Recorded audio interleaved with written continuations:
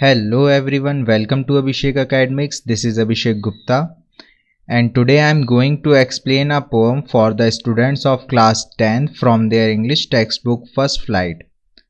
This is your poem number 5, The Ball Poem, written and composed by John Berryman. In this video I'll read the poem and explain it to you.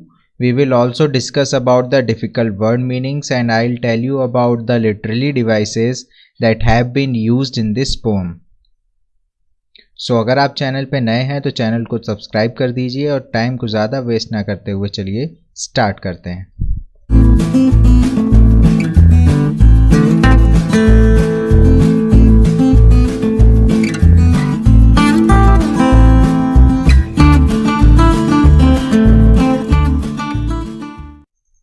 ये जो poem है ये एक बच्चे के बारे में है जिसकी बॉल जो है वो पानी में जाके गिर जाती है और उससे खो जाती है।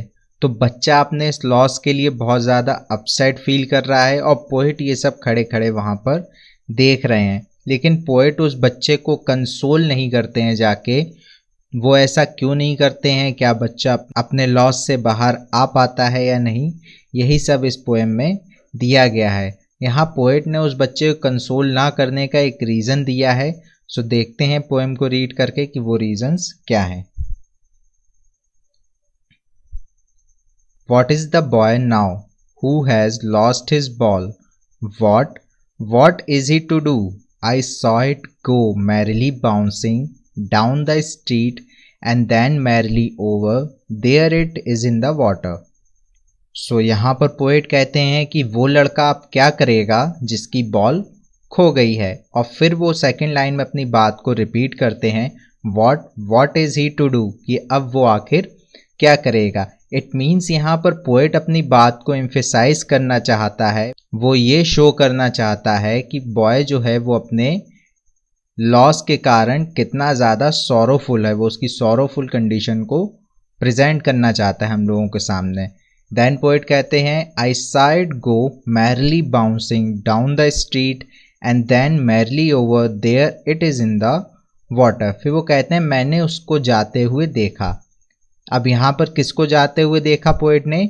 बॉल को, जो कि मैरिली मीन्स होता है खुशी खुशी, उछलते हुए गई स्ट्रीट में और फिर स्ट्रीट से खुशी खुशी चली गई पानी में। सो ये स्टेंजा में पोएट उस बॉय की सॉरोफुल कंडीशन को पोर्ट्रे कर रहे हैं और वो सोचते हैं कि वो बच्चा अब आखिर क्या करेगा जिसकी बॉल जो है वो पानी में चली गई है और उससे दूर हो गई है।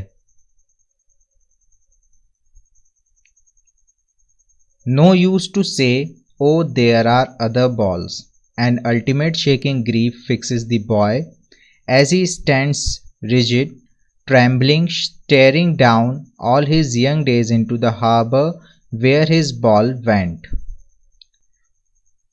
तो पोएट कहते हैं कि अब कोई भी फायदा नहीं है ये कहने से कि ओ देयर आर अदर बॉल्स, की बहुत सारी बॉल्स और भी हैं, लेकिन अब ये उस बच्चे से कहे कि बहुत सारी बॉल्स और हैं, तुम दूसरी बॉल ले लेना, ये उससे कहे कोई भी फायदा नहीं होगा। क्यों नहीं होगा? वो आगे कहते हैं an ultimate shaking grief fixes the boy as he stands rigid trembling staring down all his young days into the harbour where his ball went. Shaking grief means sadness which greatly affects the boy, दुख जिसने कि boy को बहुत ज़्यादा affect किया है। Ultimate means होता है एक्सट्रीम लेवल पर। सो जो बॉल को खोने का दुख है वो दुख बच्चे को एक बिल्कुल एक्सट्रीम लेवल पे है, जिसके के कारण वो अंदर से हिल सा गया है और बच्चा बिल्कुल फिक्स हो गया है अपने दुख के साथ।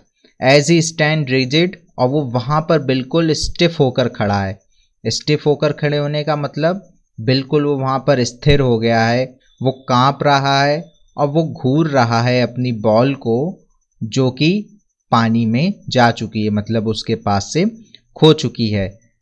All his young days into the harbour where his ball went, उसके जितने भी यंग डेज का मतलब उसके जो बचपन के दिन थे, यूथफुल डेज हैं, उसकी जो मेमोरीज हैं उस बॉल के साथ, वो सभी अब हार्बर में, हार्बर उस जगह को यहाँ पर कहा गया है जहाँ से वो पानी शुरू हुआ है, जहाँ पर बॉल गिर गई है। हार्बर में चले गए हैं उसकी बॉल के साथ। तो इस स्टेंजा में पोएट हमें बताते हैं कि उस बच्चे से ये कहना कि और भी बहुत सारी बॉल्स हैं, तुम दूसरी बॉल ले लेना, इस बात को कहने से कोई भी फायदा नहीं होगा, क्योंकि वो एक एक्सट्रीम ग्रीफ में फिक्स हो गया है। एक बहुत ही गहरे दुख ने उसको जकड़ लिया है, वो बिल्कुल वहाँ स्थिर होकर खड़ा है, कांप रहा है अपने दुख से और नीचे की तरफ घूर रहा है जहाँ पर उसकी बॉल चली गई है, और उस बॉल के साथ साथ उसकी सारी मेमोरीज भी चली गई हैं जो उस बॉल से जुड़ी हुई थी। I would not intrude on him. A dime, another ball is worthless. Now he senses first responsibility.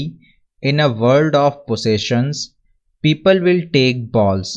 Balls will be lost always, little boy. Intrude means to enter a situation where one is not welcome, और अगर हम easy शब्दों में कहें तो to interrupt someone। जैसे कि अपने यहाँ पैसे से मिलकर रुपए बनते हैं, वैसे ही यूनाइटेड स्टेट्स में क्या होते हैं, सेंट्स होते हैं, और 10 सेंट्स से मिलकर एक डाइम बनता है। तो पोएट अब कह रहे हैं कि I would not intrude on him, अब मैं उसको इंटरप्ट नहीं करूँगा, मैं उससे नहीं कहूँगा कि और भी बॉल्स हैं, चिंता मत करो, तुम दूसरी बॉल ले लेना, ये सब मैं उससे नहीं कहूँगा। जो दूसरी बॉल आएगी उसकी कीमत एक डाइम होगी, लेकिन अब वो बॉल बच्चे के लिए बिल्कुल बेकार हो जाएगी, वो वर्थलेस है उसके लिए, क्योंकि जो पुरानी बॉल थी उसकी, जो कि खो चुकी है, पानी में जा चुकी है, उसके साथ उसकी कई सारी मेमोरीज जुड़ी थी, और वो उन मेमोरीज को याद करके वहाँ पर दुखी हो रहा है, ना कि बॉल के लिए। Now he senses first responsibility in the world of possessions. तो पोएट कहते हैं कि अब जब उसकी बॉल जा चुकी है तो अब वो क्या करेगा, अपनी रिस्पॉन्सिबिलिटी को समझेगा इन अ वर्ल्ड ऑफ पोसेशन, कि अब बच्चा क्या करेगा, अपनी रिस्पॉन्सिबिलिटी को समझेगा अपनी चीज़ों के लिए, जिनको वो पोसेस करता है उन चीज़ों के लिए अपनी रिस्पॉन्सिबिलिटी को वो समझेगा। People will take balls, balls will be lost always, little boy. तो अब वो छोटे बच्चे को एड्रेस करते हुए कहते हैं कि जो लोग होंगे वो तुमसे बॉल्स ले लेंगे। अब यहाँ पे बॉल्स को कंपेयर किया है सारी मटेरियलिस्टिक चीज़ों से, और जो भी चीज़ें हम लोग पोसेस करते हैं इस दुनिया में उनसे, कि लोग जो होंगे वो तुम्हारी प्यारी चीज़ों को तुमसे छीन लेंगे, या फिर क्या होगा, वो चीज़ें तुमसे खो जाएंगी। तो इस स्टैंजा में पोएट क्या कहते हैं कि उस बच्चे से ये कहना कि चिंता मत करो, दूसरी बॉल ले लो, एक बेकार है। क्यों? क्योंकि नई बॉल की कीमत तो बस एक डाइम है, लेकिन वो उस बच्चे के लिए वर्थलेस है, क्योंकि उसके साथ उसकी मेमोरीज नहीं जुड़ी हैं, और जिस चीज़ के साथ उसकी मेमोरीज जुड़ी थी वो अब जा चुकी है, तो वो बहुत ज़्यादा दुखी है। फिर पोएट बताते हैं कि अब बच्चा क्या करेगा, जिन चीज़ों को वो पोसेस करता है उनके प्रति अपनी रिस्पॉन्सिबिलिटी को समझेगा, और उसको समझ में आएगा कि लोग क्या करेंगे, बॉल्स को ले लेंगे, चीज़ें उससे ले लेंगे, या फिर कई चीज़ें जो कि उसे प्यारी होंगी वो उससे खो जाएंगी। And no one buys a ball back. Money is external. He is learning well behind his desperate eyes the epistemology of loss, how to stand up, knowing what every man must one day know, and most know many days how to stand up. Desperate means here hopeless, and epistemology is understanding the nature of loss. मतलब जो आपका नुकसान हुआ है उस नुकसान के nature को समझने को हम लोग कहते हैं एपिस्टेमोलॉजी। तो अब पोएट कहते हैं कि लोग जो हैं वो बॉल्स तुमसे छीन लेंगे, या जो तुम्हारी चीज़ें वो तुमसे खो जाएंगी, और कोई भी तुमको वापस वो चीज़ें लाकर नहीं देगा। Money is external, money external है, उससे आप फिजिकल चीज़ें तो ले सकते हो, लेकिन आप अपनी जो खुशियाँ हैं उसको मनी से नहीं खरीद सकते। फिर वो कहते हैं he is learning well behind his desperate eyes. Desperate means जैसा कि मैंने बताया होपलेस, जब किसी इंसान की होप खत्म हो जाती है कि उसकी कोई चीज़ वापस आएगी तो वो डेस्परेट हो जाता है। तो बच्चे की भी होप खत्म हो गई है कि अब उसे उसकी बॉल वापस मिलेगी, तो वो अपनी डेस्परेट आइज के पीछे क्या कर रहा है, सीख रहा है। और क्या सीख रहा है, द एपिस्टेमोलॉजी ऑफ लॉस। वो ये सीख रहा है कि जो लॉस है उसको कैसे बेयर करना है।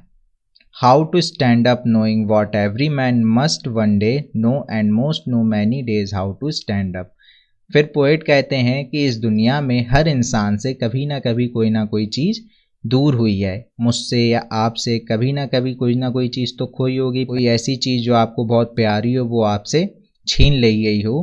तो पोएट कहते हैं कि हम सभी के साथ ऐसा हुआ है और हर इंसान एक ना एक दिन सीख जाता है कि उस चीज़ को भूल कर कैसे अपनी ज़िंदगी में आगे बढ़ा जाए, कैसे ज़िंदगी को जिया जाए। और कुछ लोग ऐसे होते हैं जिनको ये सीखने में कई दिन लग जाते हैं, लेकिन फिर भी वो ये सीख जाते हैं कि ज़िंदगी में पुराने दुखों को भूलकर आगे कैसे बढ़ा जाए। So in the end let summarise the poem once again. ये पोएम जो है वो एक बच्चे और उसके बॉल के बारे में है। पोएट हैं वो खड़े होकर देख रहे हैं कोई बच्चा जिसके पास एक बॉल थी, अब वो बॉल उससे छूट कर जब वो खेल रहा था जाकर पानी में गिर जाती है और खो जाती है। और जिससे कि बच्चा क्या होता है, बहुत ज़्यादा डेस्परेट हो जाता है, उसको बहुत ज़्यादा दुख होने लगता है, वहाँ पे खड़ा होकर अपनी बॉल को घूर रहा होता है, दुख मना रहा होता है। तब पोएट कहते हैं कि उसको कंसोल करने का कोई फ़ायदा नहीं है अब, कि तुम दूसरी बॉल्स ले लो। क्यों? क्योंकि बॉल्स तो बहुत सारी हैं, लेकिन जो बॉल चली गई उसके साथ उसकी मेमोरीज जुड़ी हुई थी। फिर वो कहते हैं कि इसके साथ उसने अपनी फर्स्ट रिस्पॉन्सिबिलिटी को सेंस किया है। इस वर्ल्ड ऑफ पोसेशन में जो उसके पोसेशन में चीज़ें हैं, अब वो उनके प्रति अपनी रिस्पॉन्सिबिलिटी को समझेगा और वो थोड़े दिन बाद ये सीख जाएगा कि पुराने लॉस को भूल कर अपनी ज़िंदगी को आगे कैसे जीना है। So now let's talk about the rhyme scheme in the poem. There is no rhyme scheme in this poem, the poem is written in a free verse. इस पोएम में कोई भी राइम स्कीम नहीं है, क्योंकि आपने नोटिस किया होगा पोएम में कोई प्रॉपर मीटर नहीं है, कोई वर्ड्स आपस में प्रॉपरली राइम नहीं करते हैं, कोई सेंटेंस छोटा है तो कोई बड़ा है। तो हम लोग कह सकते हैं कि ये पोएम जो है वो एक फ्री वर्स में लिखी गई है। Now let's talk about other literary devices that have been used in this poem. First literary device that have been used in this poem is anaphora. What is anaphora? Anaphora क्या होता है? जब दो consecutive sentence एक same word से start होते हैं तो हम लोग कहते हैं कि वहाँ पर होगा एनाफोरा। यहाँ पर आप देखिए, what is the boy now, what is he to do. यहाँ पर दोनों कंसेक्यूटिव सेंटेंस हैं, दोनों व्हाट वर्ड से शुरू हुए हैं, सो यहाँ पर एनाफोरा का यूज़ हुआ है। In the same manner line number 3 and line number 4 जो हैं वो मैरिली वर्ड से स्टार्ट हुए हैं, तो यहाँ पर भी एनाफोरा का यूज़ हुआ है। देन जो सेकेंड लिटरली डिवाइस यहाँ यूज़ हुआ है दैट इज़ रिपीटिशन। रिपीटिशन क्या होता है? Repetition of a word in a line. So यहाँ पर what is he to do, यहाँ पर व्हाट वर्ड का रिपीटिशन हुआ है। नाउ जो नेक्स्ट लिटरली डिवाइस यहाँ पर यूज़ हुआ है इस पोएम में वो है एलिट्रेशन। एलिट्रेशन क्या होता है? Repetition of a consonant sound in the beginning of two और मोर कंसेक्यूटिव वर्ड्स। सो यहाँ पर बाइज अ बॉल बैक, यहाँ पर बी साउंड बहुत ज़्यादा प्रोमिनेंट है, सो यहाँ यूज़ हुआ है एलिट्रेशन का। And in same manner man must में मा साउंड रिपीट हो रही है, सो यहाँ पर भी यूज़ हुआ है एलिट्रेशन। एंड देन जो सेकेंड लिटरली डिवाइस यहाँ पर यूज़ हुआ है दैट इज़ रिपीटिशन। रिपीटिशन का यूज़ हुआ है balls will be lost always little boy sentence में, जहाँ पे बॉल वर्ड जो है वो 2 बार रिपीट किया गया है। Thank you for watching this video. If the video was helpful and you have understood the poem, then like the video and share it with your friends and family. To watch more videos like this, subscribe our channel Abhishek Academics. Thank you.